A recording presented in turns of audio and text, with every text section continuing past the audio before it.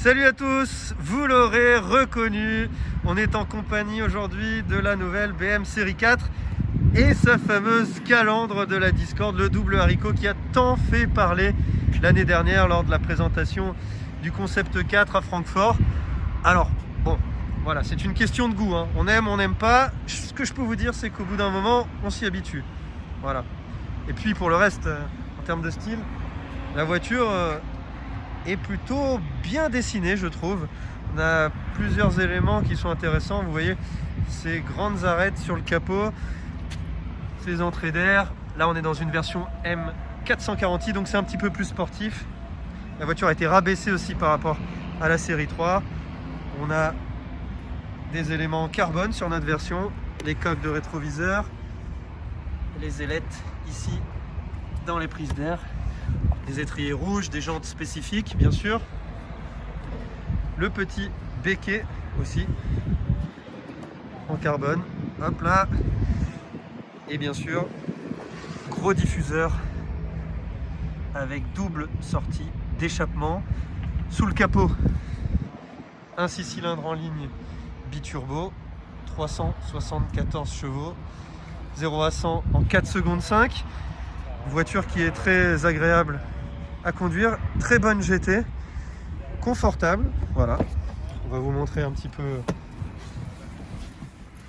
l'intérieur qui ne change pas par rapport à celui de la série 3. Je ne sais pas si vous avez entendu, mais on a le petit feulement du 6 cylindres. La sonorité est vraiment sympa aussi. On a plusieurs modes de conduite, ça c'est intéressant. Sport, confort, éco, adaptive, ça c'est pas mal, hein. En fait, vous laissez la voiture gérer vraiment l'amortissement, la réponse moteur, la direction, suivant votre mode de conduite.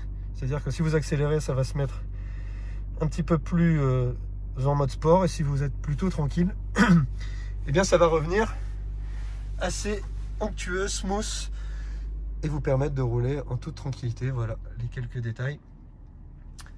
À l'arrière, bon, ça reste un coupé, donc forcément, pour un adulte, on est un petit peu à l'étroit, mais ça suffira pour les déplacements assez courts. Ce que je peux vous dire aussi par rapport à cette série 4, c'est qu'elle a largement grandi par rapport à la précédente génération. Elle est plus longue de 14 cm, elle est plus large et elle est aussi plus haute. Voilà, on a un contre-carrossage aussi qui a été augmenté à l'avant, ce qui augure de bonnes performances routières, de bonne qualité dynamique. Et puis évidemment, ce moteur 374 chevaux, ce 6 cylindres en ligne biturbo, qu'on a envie de cravacher, puisque chez BMW, le moteur, ça reste quand même quelque chose de toujours très bien fait. On a aussi une micro-hybridation sur ce modèle qui lui permet de rabaisser ses émissions de CO2 et donc forcément d'avoir un petit peu moins de malus. Ça c'est intéressant. Évidemment, cette version, pour le moment, elle est la plus puissante. C'est le sommet de gamme, mais la M4 qui a déjà été présentée arrivera bientôt et ravira encore plus les amateurs de sportivité, puisque celle-ci, je vous le rappelle, ça reste une GT, une bonne GT c'est vrai, mais une GT quand même.